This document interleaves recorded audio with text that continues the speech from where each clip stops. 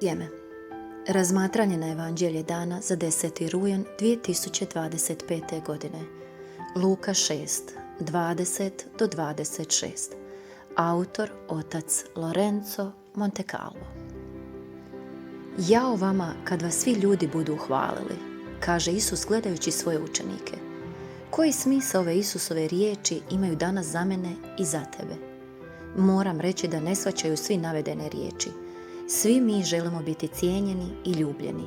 Ako nas netko ne cijeni i ne ljubi, ne osjećamo se blaženima. I tako nas obuzme tuga. Ne želimo biti odbačeni, već želimo da nas smatraju dobrima, pametnima i ljubkima. Ne želimo izgubiti ničije prijateljstvo. U obitelji, u samostanu i u župnoj zajednici želimo da svi o nama govore kako divan čovjek ili kako divna žena. Naravno, kako bismo imali užitak da nas svi cijene i ljube, moramo živjeti po onoj poslovici: veži magarca gdje gazda želi. Jednom je jedan član jedne župe rekao: oče, biskup nam je poslao svetog svećenika, ljubak je, radostan, svi su s njim zadovoljni. Par godina kasnije saznalo se da za onog svećenika ništa nije grijeh.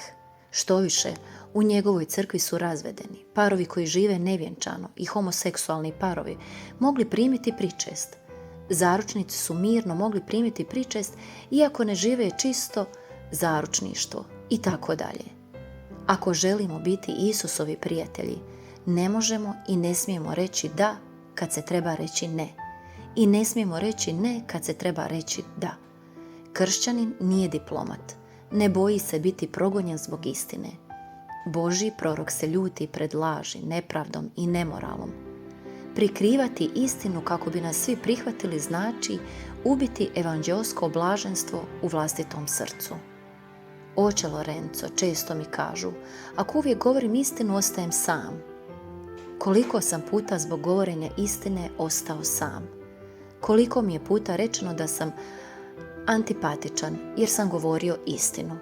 Ali moram reći da me Gospodin nikad nije ostavio samoga jer je za nagradu dahnuo svog duha utjehe u mene i tako mi dao duboku radost. Amen. Aleluja.